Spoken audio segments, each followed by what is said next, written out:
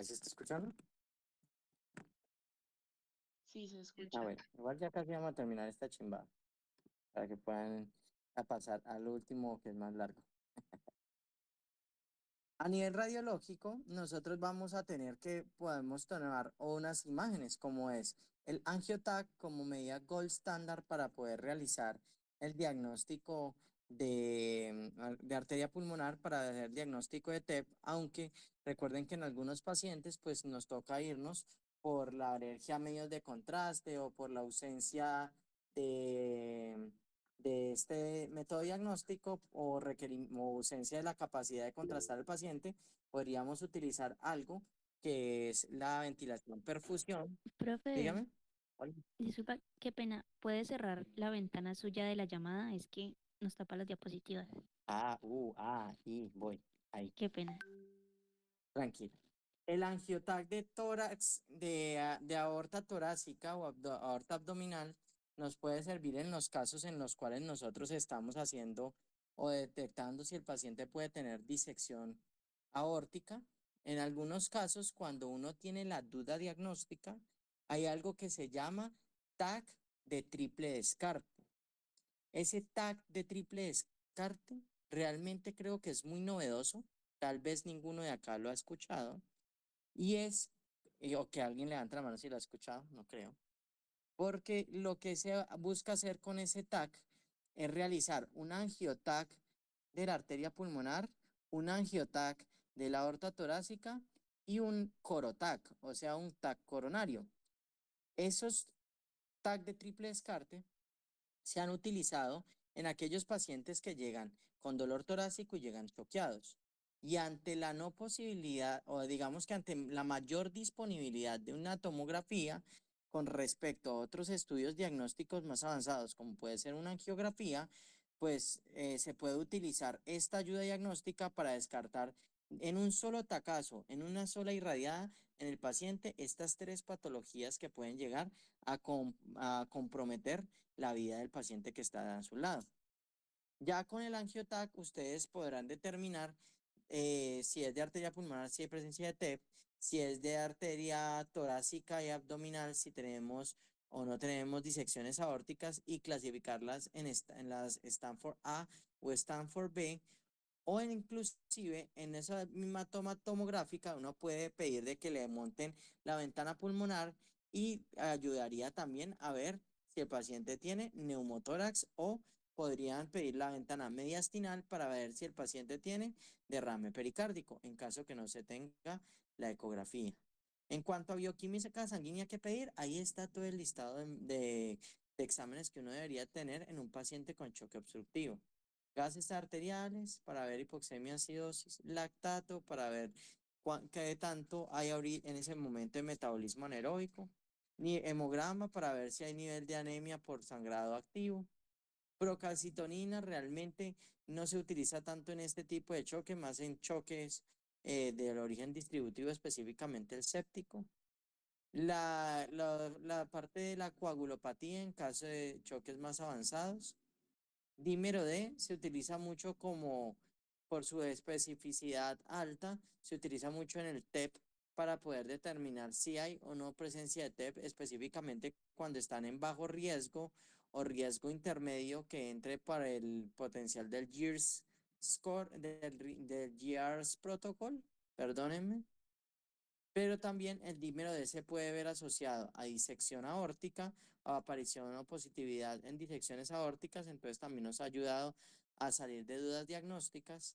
La troponina y el ProBNP como marcadores de infarto de ventrículo derecho, por ejemplo, en tromboembolismo pulmonar, y pues la función renal, por lo que vamos a contrastar al paciente, y el ALT y AST si de pronto estamos pensando en que el paciente de pronto tenga una sobrecarga hepática por reflujo venoso. Aquí está cada una de las ayudas diagnósticas que pueden encontrar y cuáles son los hallazgos que podían encontrar en las tres principales causas de choque obstructivo. Esto pues traten de aprendérselo, por lo más que aprendérselo, entender el por qué sucede cada una de ellas y lo demás realmente fluye. En cuanto al tratamiento, ¿cómo deben abordar? Evidentemente, todo paciente ABCDE, si estamos en paciente choqueado o en paciente que no tenemos filiado absolutamente nada, en trauma nuevamente el ABCDE, pero con el X si estamos a nivel prehospitalario. Y empezamos, como todo choque indiferenciado, a dar fluidoterapia, mientras vamos organizando la historia clínica. Lo ideal es que no se den volúmenes grandes, más porque uno no sabe cuál es la causa del choque. En el choque obstructivo, volúmenes altos son iguales a empeoramientos clínicos. Entonces, lo que se recomienda son algo que se denominan alicuotas. Las alicuotas son volúmenes cortos entre 200 y 300 cc de cristaloides. ¿Esto qué es lo que hace? Hace de que haya una distensión de la aurícula, lo que va a censar el cuerpo con un aumento de la presión arterial o una variación de la misma, lo que nos puede significar si un paciente es respondedor o no es respondedor a volumen. Ocasionalmente, cuando yo no quiero meterle volumen al paciente, puedo utilizar otras maniobras como se llama la elevación pasiva de las piernas. Resulta que la elevación pasiva de las piernas no es más que hacer un retorno venoso obligado de aproximadamente 250 a 300 cc, que es lo mismo que acaba de decir de que les podían administrar a los pacientes, para poder ver si hay respuesta a volumen. Si nosotros tenemos que el paciente tiene una presión arterial media menor de 65 milímetros de mercurio, nosotros podríamos utilizar como primera línea la norepinefrina. La vasopresina, la vasopresina también ha sido un factor importante, pero realmente como primera línea no ha sido no tiene la suficiente evidencia, por ende siempre nos vamos a quedar como la norepinefrina. Ya si ustedes hacen estudios posteriores y consideran que el paciente de alguna manera realmente está fallando en la bomba, como en el paciente del infarto del ventrículo derecho, nosotros podríamos llegar a utilizar algunos agentes que se denominan inotrópicos. Y entre estos está la dobutamina, el levosimendan o el milrinón. Cuando nosotros estamos viendo que el manejo que nosotros estamos dando en el paciente de estabilización del shock no está siendo suficiente, lo último en guarachas es el ECMO, que es la oxigenación por membrana extracorpórea. Y digamos que esta es una forma de poner a descansar el corazón y el pulmón de sus funciones, facilitando una recuperación más rápida de esos estados de choque profundo. Sin embargo, son intervenciones que son extremadamente costosas y por ende, pues de pronto ustedes en la vida tal vez no se van a enfrentar a esto, a menos de que eso se ponga de moda más adelante y sus costos bajen, pero el resto no. Pero sepan que existe. Entonces, manejos específicos, nosotros ya hablamos de esto, el TEP ya lo dijimos, el taponamiento cardíaco ya lo dijimos. En el neumotórax atención hay una variación. Y es que el neumotórax atención siempre nos ha dicho la ATLS que tenemos que hacer una descompresión con la aguja más grande que ustedes tengan, idealmente una 14 o una 16, y que esa aguja tenga una medida aproximadamente de 7 centímetros. Esa aguja va a tener unos puntos. Normalmente se mencionaba el segundo espacio intercostal, línea medio clavicular. Sin embargo, estudios actuales han dicho, venga, no hay necesidad de eso. Realmente hágalo en el quinto espacio. ¿Por qué? Porque en teoría hay mayor seguridad. ¿Por qué mayor seguridad? Porque es que resulta que a nivel de la línea medio clavicular normalmente puede pasar el inicio de la arteria mamaria interna, lo que va a llevar o que la arteria mamaria interna en teoría pasa entre la línea paraesternal y la línea medio clavicular. Sin embargo, pues hay veces las personas pasan por ahí la arteria mamaria interna y terminamos generando una ruptura de la misma y estas son tributarias de la aorta. Por ende, pues vamos a tener un paciente con un desarrollo de un hemotórax masivo. Entonces, ojo con eso. Por eso se está tratando de que siempre sea en el mismo espacio donde ustedes van a hacer el tubo de tórax.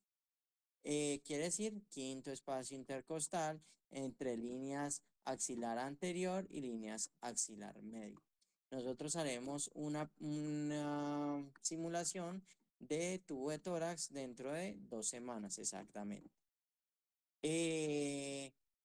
digamos que los estudios han demostrado eso, aunque yo que les recomiendo, Carlos Vargas, es el lado izquierdo. El lado izquierdo traten de funcionarlo a nivel del segundo espacio y el lado derecho sí lo pueden funcionar al quinto espacio. ¿Por qué se los digo?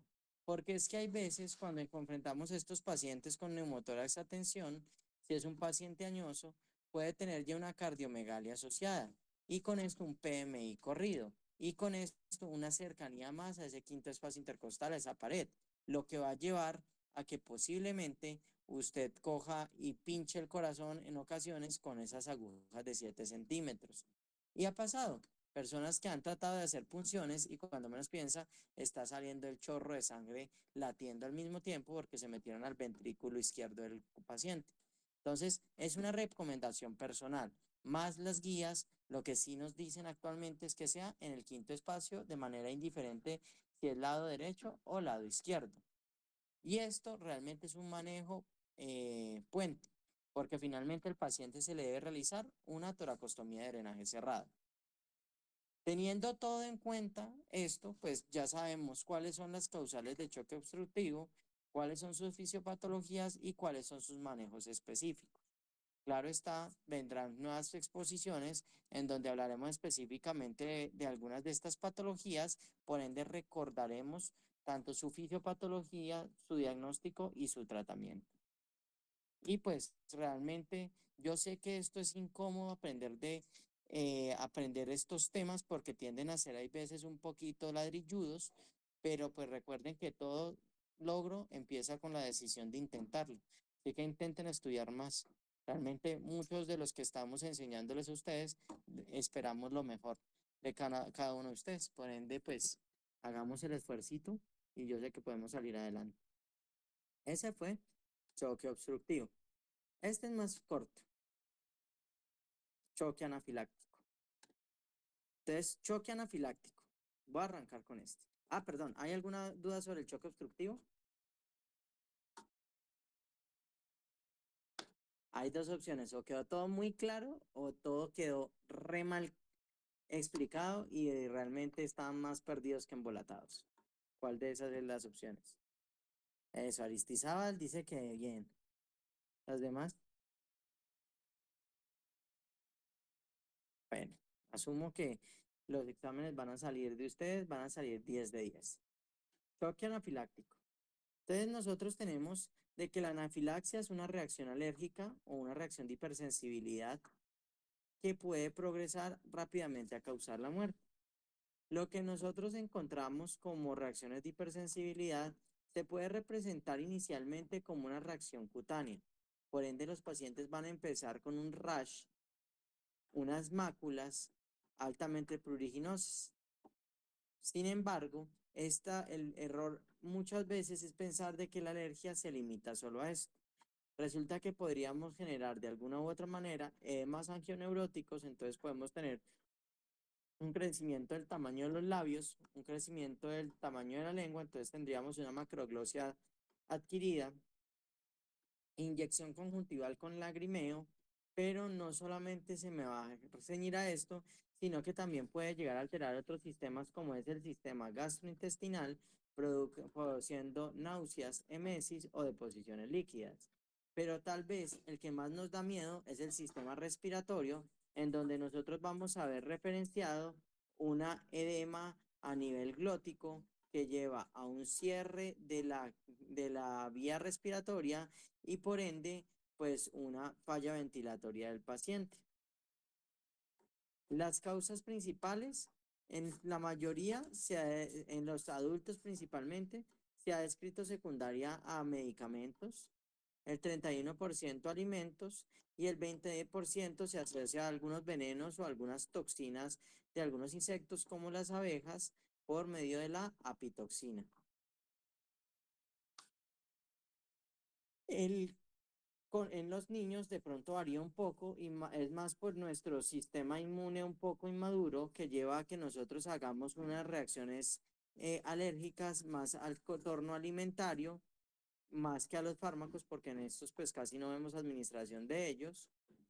Y pues por nuestra curiosidad o tal vez por la estupidez humana, nosotros generamos una mayor curiosidad por tocar insectos y por ende este abarca el 22% de las causas de exposición o de generación de choque anafiláctico. A pesar de que esto está muy bien descrito, alrededor del 30% en los adultos y el 15% en los niños nunca se llega a establecer la causa de la anafilaxia presentada. Por ende, pues hay que tener como en cuenta las causas idiopáticas. Sin embargo, lo que sí es claro es que como esto es una reacción de hipersensibilidad, requiere de una sensibilización previa. Por ende, usualmente el paciente ha tenido exposición al mismo, llamemos alérgeno, en más de 2 ocasiones ocasionalmente, o pues digamos que de forma muy rara podríamos tener un debut con una primera alergia, con un choque anafiláctico, pero en estos casos ese debut sería dependiente de la cantidad del inóculo. Ejemplo, a la doctora Nicole la picaron 200 abejas. En este caso, es la primera vez que la pican las abejas, pero por la cantidad del inóculo generamos una reacción de hipersensibilidad que lleva a una anafilaxia inmediata.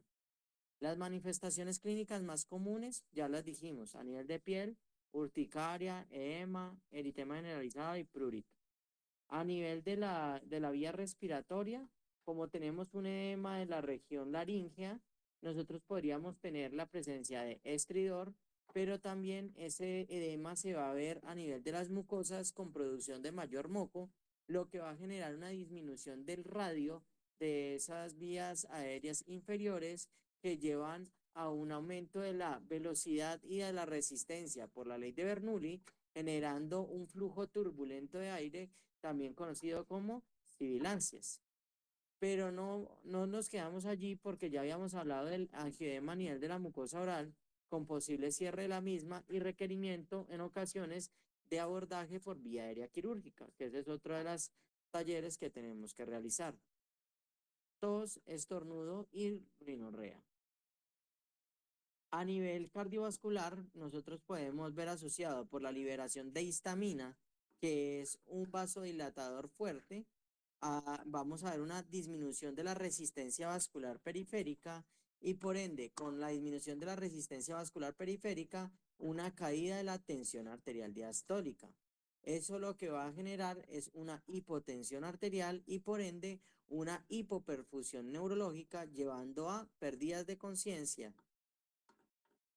Por otro lado, esa liberación de histamina por todo el torrente sanguíneo hace que se generen reacciones alérgicas en zonas distantes y por lo que explica el eritema generalizado en los pacientes y el prurito asociado. A nivel gastrointestinal podría estar asociado a vómito y diarrea. En menor frecuencia podría estar asociado a mareos o cefalea, la cefalea principalmente por la vasodilatación medida por histamina, contracciones uterinas y pues sensación de ansiedad.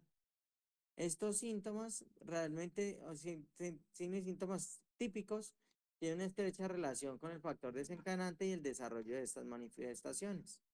No voy a hacer más énfasis, esto es como un resumen en donde se encuentran absolutamente todos los hallazgos.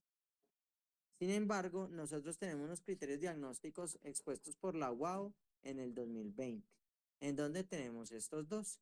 Lo primero es que hay una aparición súbita de síntomas. Estos deben ser a nivel de piel o mucosa.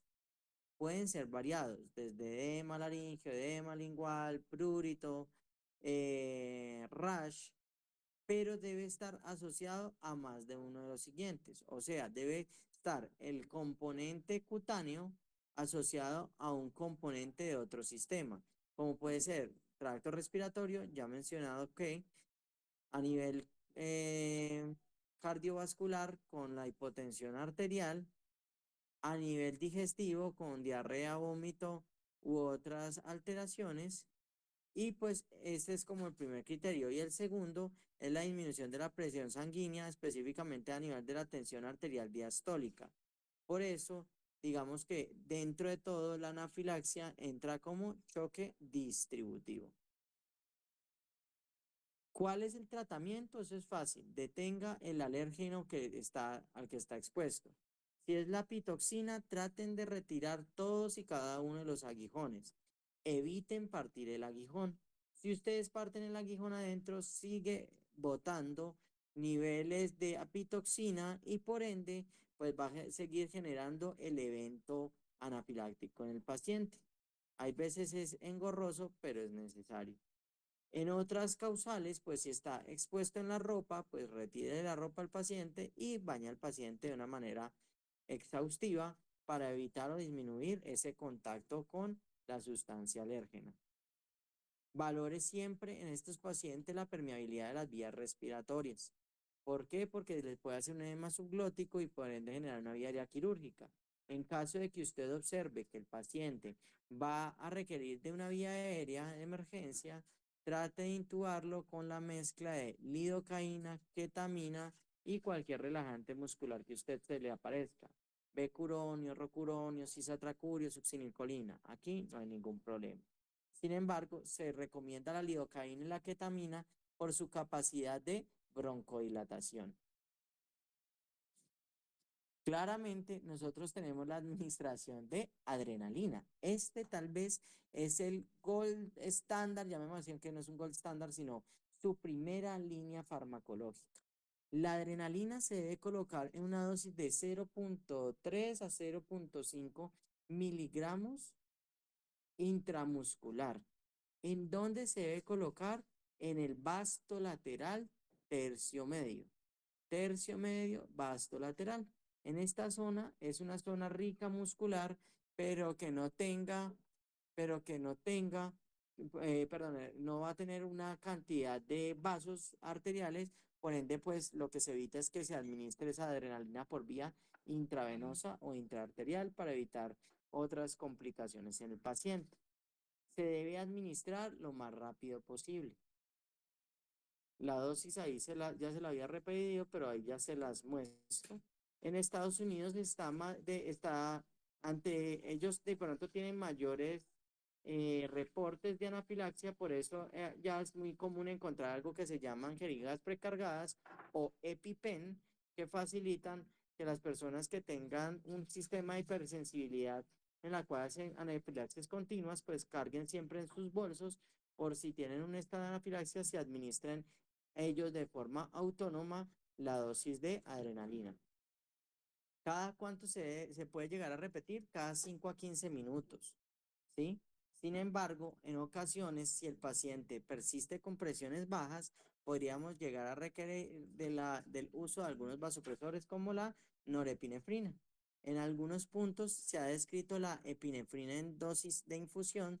Sin embargo, yo les digo, tengan más cuidado porque la epinefrina en dosis de infusión se asocia más por su margen terapéutico estrecho, se asocia más a alteraciones o a mayores complicaciones con respecto al uso de la norepinefrina. Al enfermo, trate de colocarlo siempre en decúbito dorsal y con las piernas levantadas. Esto le va a ayudar a darle como un flush de líquido y por ende pues a tratar de mantener la presión. Administre el oxígeno siempre que sea necesario. Asegúrele al menos 2 venas a esos pacientes. Por si entra paro, puedan administrar medicamentos por un lado y líquido por el otro. Siempre perfunda fluidos mientras usted va trayendo la adrenalina. Eso va ayudando a mantener las presiones de perfusión adecuadas y podría llegar a usar fármacos antihistamínicos, como ¿cuál? Como la hidroxicina. La hidroxicina se administra de medida intramuscular. No hay hidroxicina por vía endovenosa. No vayan a embarrarla porque pueden generar un evento adverso en el paciente. En algunas ocasiones se puede utilizar el dimenhidrinato, que sí tiene una presentación oral y una intravenosa, y también se podría utilizar en estos casos.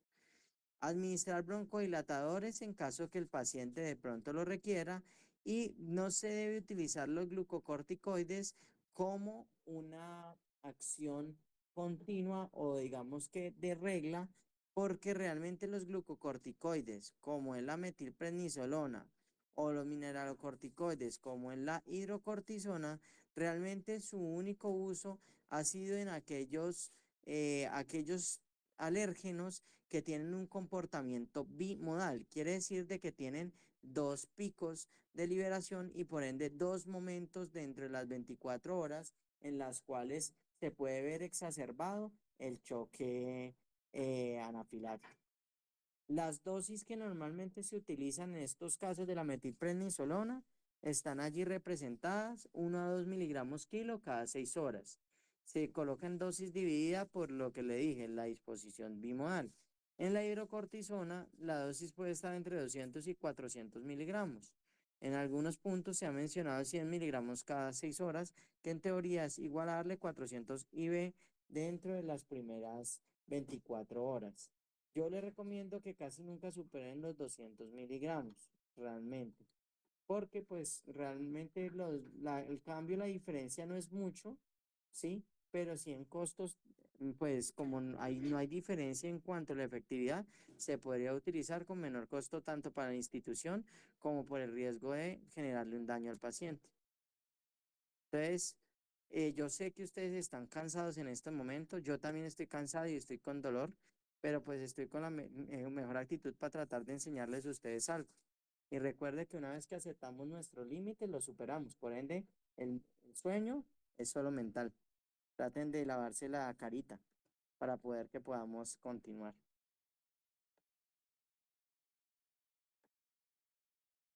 ¿Quieren que termine con algo más corto? O sea, nos vamos con neurogénico que es cortico o nos vamos mañana con distributivo que es más larguito. Todavía me falta neurogénico y distributivo. Voten, por favor, levanten manito los que piensen que neurogénico es la mejor opción en estos momentos. Van 3 manos levantadas, van 2 manos levantadas. Levantar la mano, no dar like. Levante la mano.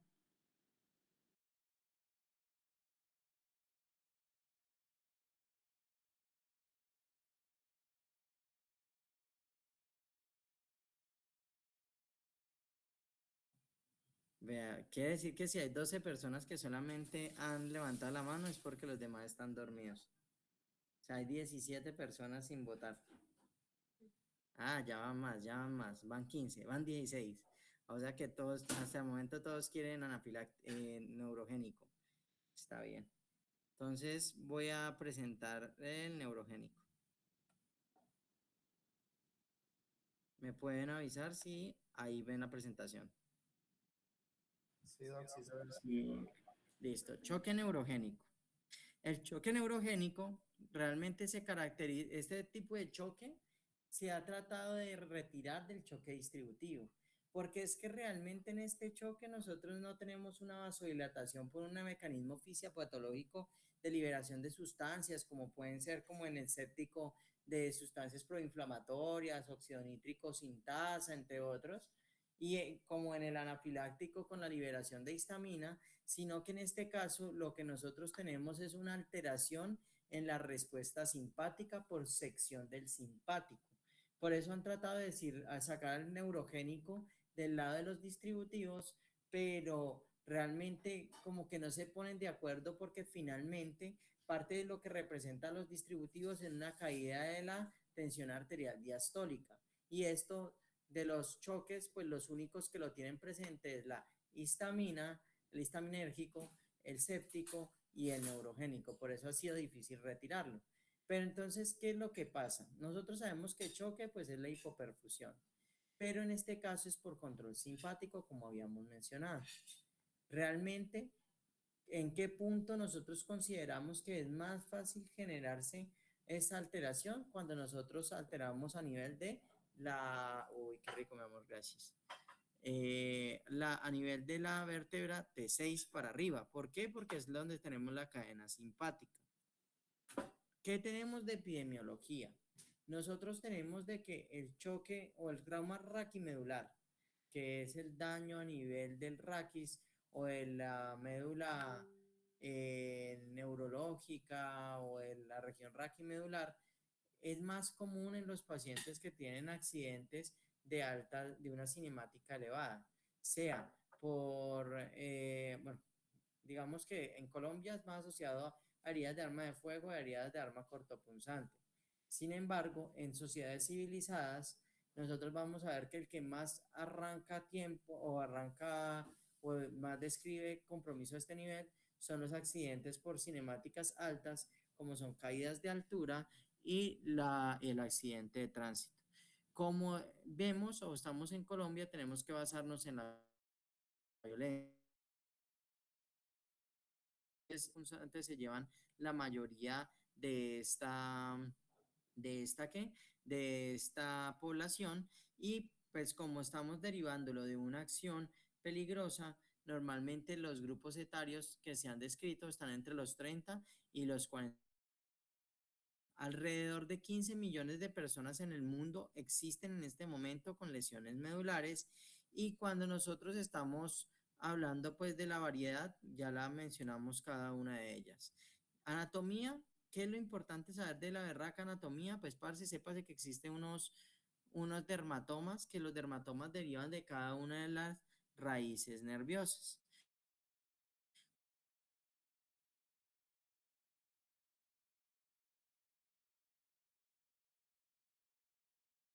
Sobre T6, pues vamos a hablar de todos los dermatomas que están sobre T6, ¿sí? Y tendríamos que aprendernos en este caso, o lo que yo les recomiendo para el parcial, es que se sepan al menos los reflejos bicipital, tricipital, no, bicipital y tricipital nada más, y cuáles son sus raíces, porque sencillamente a raíz de eso nosotros podemos determinar en qué altura está la lesión, y podríamos también asumir cuál es el mayor riesgo, dependiente de cuál de estos nervios está, de estos reflejos está alterado, para generar un choque neurogénico. Tipos de lesiones y fases. Recordemos que ya habíamos hablado de las lesiones primarias, todo lo que se deriva de la energía del trauma, como hablamos en el enfoque del paciente politraumatizado. Esto va a generar una disrupción de los tejidos y de digamos que de la estructura del hueso y de los ligamentos. Va a ser desplazamiento y por ende sección medular. La lesión secundaria es más derivado de esa causal inflamatoria secundario a la lesión primaria, que es todo el daño estructural.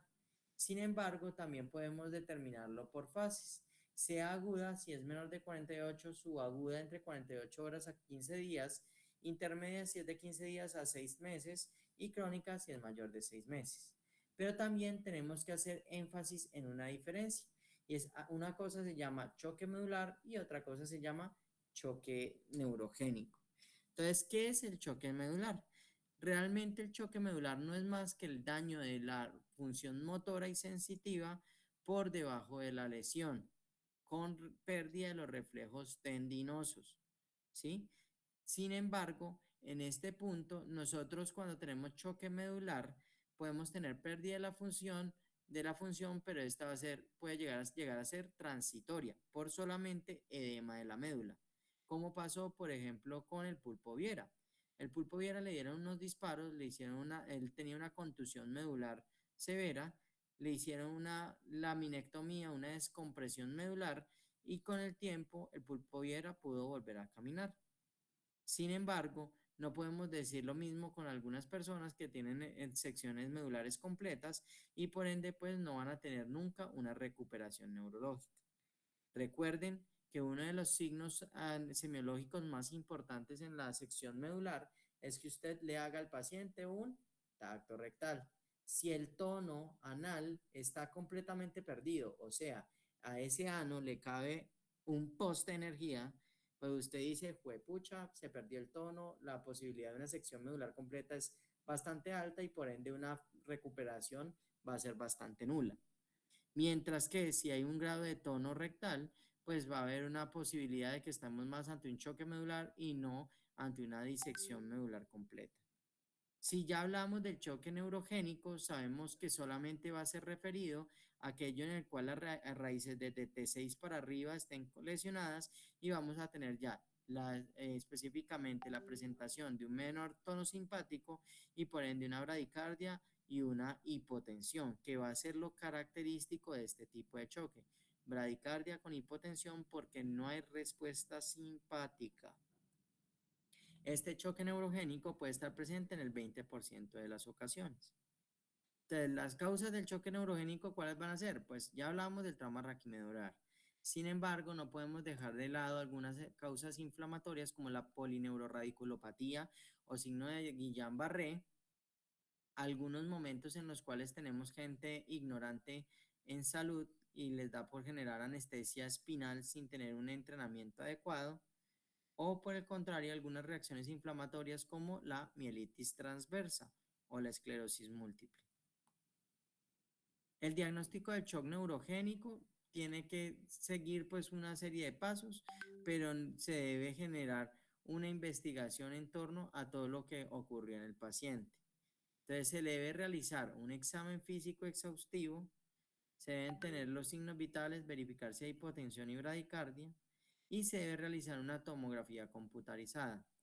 En los casos en los cuales nosotros tenemos enfermedades autoinmunes o que tenemos inflamaciones como la polineuroradiculopatía, la esclerosis múltiple, podríamos tener el requerimiento de realización de resonancia magnética. Sin embargo, la resonancia magnética no solo se reserva para esas causales, sino que la tomografía computarizada realmente me sirve más para determinar ese contenido óseo y desplazamiento de fragmentos. Pero si yo quiero evaluar específicamente la médula, siempre debo pasar a resonancia magnética de la columna. El objetivo principal siempre del tratamiento en el choque neurogénico es mantener la perfusión y por ende uno de los derroteros importantes en el tratamiento siempre va a ser los medicamentos vasopresores. Sin embargo, mientras usted va iniciando esos medicamentos vasopresores, usted puede ir haciendo al paciente una represión o bueno, deberías aumentarle o estabilizarle los niveles de líquidos a nivel intravascular. El uso del vasopresor y claramente, como hemos hablado de que está de T6 para arriba, lo más común es los compromisos cervicales. Entonces, la inmovilización cervical es demasiado importante. Recuerden que si yo paso de C4 para arriba, pues nosotros vamos a tener mayor riesgo de generar parálisis del nervio frénico y por ende vamos a tener una parálisis diafragmática y el requerimiento de ventilación mecánica invasiva. En estos pacientes que tienen lesiones tan proximales, llamémosle así, de C4 para arriba, también hay un riesgo muy grande y es que haya el requerimiento o el paciente va a empezar a hacer paroxismos de paro cardíaco por sencillamente una disregulación autonómica, lo que lleva a que el paciente haga paros. En la Clínica Colombia tuvimos el caso de un paciente en el mes de diciembre, el cual el paciente hizo alrededor de más o menos unos 20 paros en un solo día. Entraba a paro solito y salía del paro, entraba a paro y salía del paro. Era tal el nivel de estrés del paciente, fue una herida de fusil, era tal el estrés del paciente que al final él mismo nos decía, déjeme morir, ya estoy cansado de morirme y volver a revivir, y morirme y volver a revivir. Nosotros mismos le decíamos, es que no somos nosotros, por nosotros usted se puede morir, pero el problema en ese punto no era eso, sino el hecho de que el mismo cuerpo lo sacaba. Al final el paciente sufrió, pues al final nos tocó utilizar mucha sedación para tratar de inducir a que su corazoncito no volviera a reaccionar. Pero pues obviamente teniendo en cuenta ese factor humano de su cuerpo tratando de responder hasta a esta noxa. Las metas del paciente neurocrítico están expresadas por un artículo o más un acrónimo que es el GHOST-CAP. Si ustedes lo ven, es todas las iniciales de esas ítems o de esos iconos. Recordando así de que el sistema nervioso central se nutre principalmente por glucosa y oxígeno, por eso los niveles de glucosa se deben mantener en rango de normalidad, entre 80 y 180. Esta es una variación del estudio Sugar, en el cual decían que todo paciente hospitalizado tenía que tener unos valores entre 140 y 180. En los pacientes neurocríticos esto se expandió un poco más. Los niveles de hemoglobina normales deben ser mayores de 7. Sin embargo, en el estudio Emotion nos dijeron a nosotros de que en los pacientes neurocríticos, sea trauma craneoencefálico severo o sea trauma raquimedular, tienen unos mejores desenlaces neurológicos si los llevamos hasta 9. Por eso de pronto aparecen estos dos límites descritos en la estrategia de GHOST-CAP. Los niveles de oxigenación, como dijimos, son muy necesarios porque ese es uno de los combustibles del sistema nervioso central. Sin embargo, ¿qué cambia? Pues como nosotros estamos en un estado de anaerobiosis por choque, pues nosotros aumentamos ese valor y ya no consideramos como límite inferior el 90% como en la mayoría de los casos, sino el 94% y máximo un 97%. Más allá de esto, pues hay mayor riesgo de generarle en los pacientes de estrés oxidativo y por ende mayor lesión endotelial y por ende peores desenlaces. Los niveles de sodio siempre se deben tener mayores o iguales a 135 y menores o iguales a 155. Resulta que la mayoría de estudios en los pacientes neurocríticos han demostrado que si los tenemos levemente hipertónicos, por eso tenemos ese cambio de 145 a 155 del límite superior, tienen mejores desenlaces neurológicos, más por el hecho de que en estos pacientes las lesiones en el sistema nervioso central, sea cerebro, raquimedular, tienden a generar bastante edema. Por ende, el uso de estas soluciones hipertónicas en estos casos para modificar ese sodio hasta máximo 155, pues siguiendo el principio de que si le genero más sal, las células se van a deshidratar, facilitando disminuir el edema cerebral o el edema raquimedular que pueda presentar el paciente. Los cambios de temperatura, lo ideal que ha descrito el GOES-CAP es que no se pasen de 38 grados. Sin embargo, en algunos puntos se han llegado a definir las hipotermias terapéuticas, pero esto pues, de pronto es una conducta que ya ha ido en deterioro. La C de confort es controlar el dolor y la ansiedad y el estrés psicológico del paciente. Entonces, un adecuado seguimiento y acompañamiento por grupo de psicología, pero no solamente eso, sino el familiar y pues un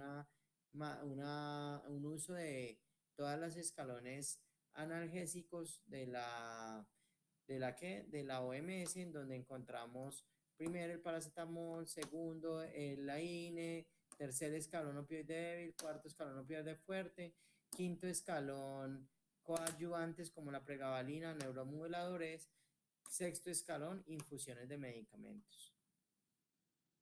Por último tenemos la presión arterial media mayor o igual a 80 y actualizaciones más recientes mayores de 85, pero realmente esto es derivado a que todos estos pacientes neurocríticos uno debe asumir de que la presión intracraniana es mayor de 20 o realmente está en 20 si no la podemos medir. Y si recordamos, la fórmula de presión de perfusión cerebral es la tensión arterial media menos la presión intracraniana. Por ende, y si recordamos de que los valores normales de una presión de perfusión cerebral son mayores o igual son entre 60 y 80 milímetros de mercurio, pues yo tendría que ver cuál es el diferencial en la resta o cuánto le tengo que restar o cuánto debe valer mi tensión arterial media si asumo que la presión intracraneal mínima es de 20. Por eso cambian las presiones arteriales media-meta y le aumentamos 20 puntos sobre la normalidad. Recordemos que la mayoría de pacientes es mayor e igual a 65 milímetros de mercurio, pero tenemos una PIC, se le suma 20 más y quedarían 85 milímetros de mercurio. La presión arterial de CO2 es más relacionada con la forma orodinámica de los vasos y la vasorecepción y la quimorrecepción, recordando así de que la regulación del control de la dilatación de los vasos, como no va a ser en este caso por el sistema simpático, va a ser a través de el sistema de gases como el oxígeno y el CO2. Si yo disminuyo mucho los niveles de CO2, voy a llevar a que haya una vasoconstricción cerebral, una vasoconstricción en la región medular, llevando a una hipoperfusión y por ende a peores desenlaces. El soporte ventilatorio siempre es importante si tenemos, como les dije, lesiones mayores a C4. Lo que sí debemos tener, pues evidentemente es mejorar la perfusión en lo posible de los pacientes. En caso que tengamos compromiso cardiovascular, podríamos llegar a pensar en el uso de marcapasos. A nivel gastrointestinal, en los pacientes neurocríticos podemos tener el desarrollo de algunas úlceras que se denominan úlceras de Cushing, recordando así que son las úlceras de estrés o del trauma craneoencefálico, o las úlceras de Curlin, que están más desarrolladas para las quemaduras.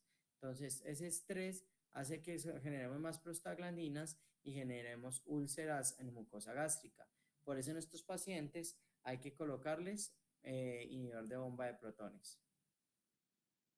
A nivel del ano, como no tenemos un tono anal adecuado, pues en ocasiones nos toca hacer desimpactaciones manuales o inducir el peristaltismo por medio del uso de algunas medidas laxantes. El cateterismo vesical en caso de requerirlo, teniendo en cuenta la disfunción de la vejiga que podríamos tener, o si en caso tal no queremos un cateterismo permanente, podríamos hacerle un cateterismo intermitente al paciente. La tromboprofilaxis es algo importante teniendo en cuenta los estados de postración. Recordemos de que esta es una causa principal de realización de tromboembolismo pulmonar, por ende la tromboprofilaxis es debida y esta debe ser iniciada entre las primeras 72 horas.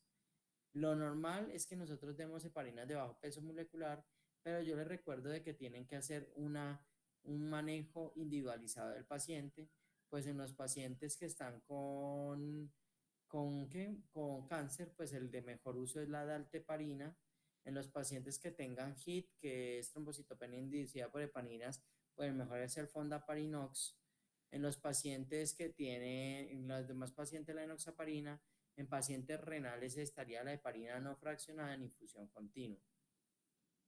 Lo que sí se recomienda es que al menos los primeros 3 meses se le brinde la tromboprofilaxis.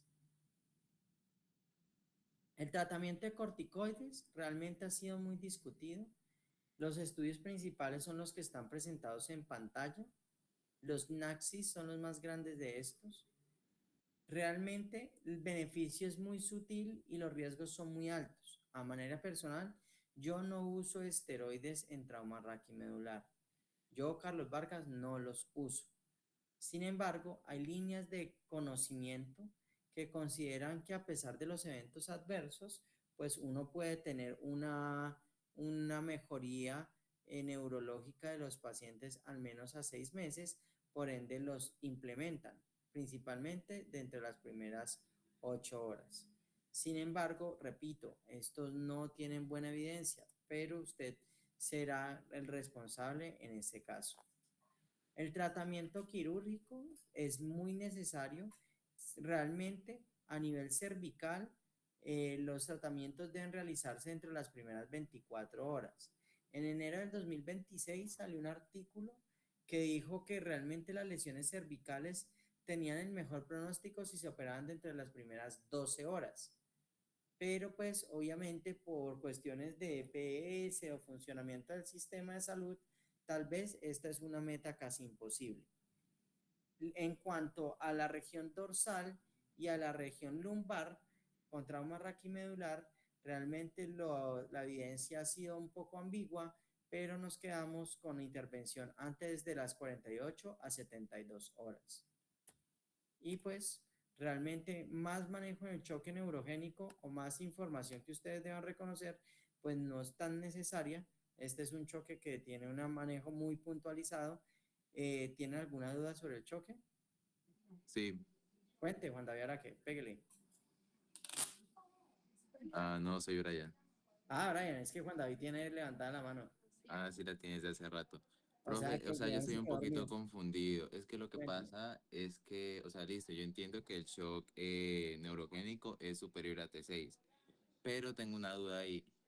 Yo ya había visto algo relacionado al tema en neuro y, la doctora Anabel, que es la que nos da neuroanatomía, neurología, nos mencionó que era como principalmente entre T4 y T7. Sino que mi pregunta es, ¿se puede presentar, si yo presento, digamos, una lesión a nivel de esta porción de las vértebras torácicas, puedo presentar, al tiempo algún, o sea, tanto shock medular como shock neurogénico, o si yo presento la lesión a ese nivel, es específicamente ya shock neurogénico. No, recuerde que eso, digamos que choque medular se puede dar en toda la médula espinal, porque sencillamente alude a que haya una contusión medular y por ende una pérdida de la funcionalidad. Solamente con que pierdas funcionalidad ya es choque medular. O sea que usted en teoría, todo trauma raquimedular lleva choque medular aunado. Sin embargo, si usted tiene lesiones de T6 para arriba, pues ya no solamente le sumas el riesgo de choque medular, sino que le sumas el riesgo de choque neurogénico. Por eso estos pacientes que tengan lesiones de T6 para arriba, uno lo que va a generarle a esos pacientes es una monitorización cardíaca cercana, porque si empieza a bajar la frecuencia cardíaca y empieza a hipotensarse, pues implica que ya no estamos solo en choque medular, sino que ya estamos en choque neurogénico y ya nos cambia la forma del tratamiento, porque en uno es solo estabilización de la columna, descompresión de ser necesario, mientras que en el otro usted ya tiene que dar medidas hemodinámicas, vasopresores, fluidos, ¿sí? O sea que básicamente de acuerdo a los síntomas que presenta el paciente, yo como que le hago el manejo de, y lo clasifico de mayor riesgo de shock, digamos, neurogénico. Correcto. Entonces, Ah, ya, listo. básicamente, usted se acuerda la forma de lógica de que todo trauma raquimedular es igual a choque medular, más no todo, trauma, perdón, más no choque, todo trauma raquimedular es un choque neurogénico. Solamente se presenta el choque neurogénico si es de T6 para arriba. De resto, todo lo demás, choque medular. ¿Que yo pueda tener un trauma en C2 y solo tener choque medular? Sí. Pero que tengo que tener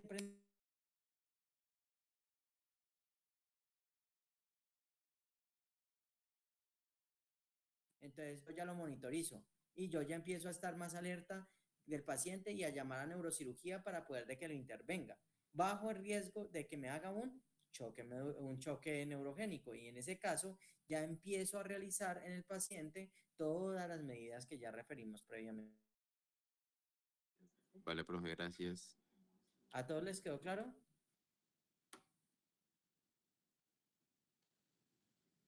Bueno, espero que les haya quedado claro porque en el parcial son puras preguntas ¿de qué? De casos clínicos. Entonces no quiero jugarlos mal parados ahí.